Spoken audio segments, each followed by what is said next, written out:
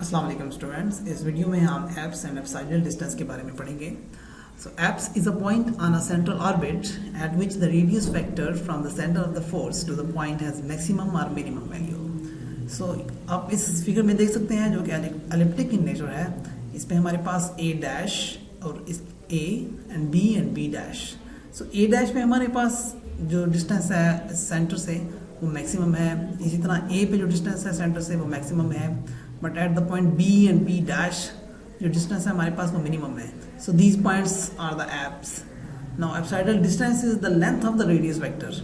जो हमारे पास let's say this is point C A dash जो हमारे पास ये रेडियस वेक्टर है, इसकी जो हमारे पास लेंथ होगी we call this as an apsidal distance. So C B dash and C A is also the apsidal distance. Now apsidal angle is the angle between two consecutive apsidal distance is called the apsidal angle. Now अब हम एक theorem करते हैं that the analytical condition for a point P or theta to be on a axis. Let's say हमारे पास ये एक point है P और इसके जो coordinates होंगे वो R theta होंगे. Let's say this point is O और ये हमारे पास एक radius vector होगा R and this is theta. Now the analytical condition for a point P or theta to be an apse is dr by d theta is equal to 0, and we can also say that du by d theta is equal to 0. Now for an apse r which is maximum or the minimum point, we know that अगर हमारे पास कोई भी एक point minimum और maximum कब होता है जब उसका डेरिवेटिव 0 के बराबर हो। So that's why dr by d theta is equal to 0. Similarly r is equal to 1 over u हमने पहले पढ़ा पिछली डेफिनेशन में। इसका डेरिवेटिव लें with respect to theta, so this is minus 1 over u square du by d theta equal to 0. So we can say that du by d theta is equal to 0. अब dr by d theta का हमारे पास क्या मतलब है कि the radius vector है that is perpendicular to the tangent at an apse.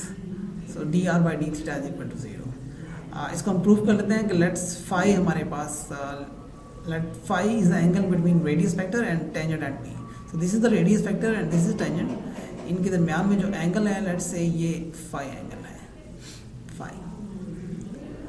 Now अब हम यहाँ से देखते हैं कि टेन फाई, अगर फाई हमारे पास इस टेंजेंट इस पॉइंट के ऊपर जो टेंजेंट है और इसका रेडियस वेक्टर है इसके ऊपर हमारे पास अगर एंगल फाई है, सो लेट्स से कि phi is equal to tan phi is equal to r over ये हमारे पास जो टेंजेंट होगा this is d r by d theta.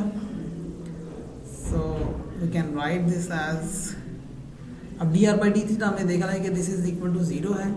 So tan phi is equal to r over 0।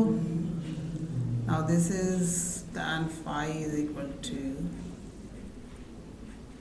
Infinity, और tan की value infinity पे कब होती है जब दिस इज पाई बाई 2। तो दिस प्रूव्स दैट कि जो हमारे पास एंगल है रेडियस वेक्टर और टेंजेंट के दरमियान में वो 90 डिग्री है, which shows that the radius vector is perpendicular to the tangent and an apps. Thank you.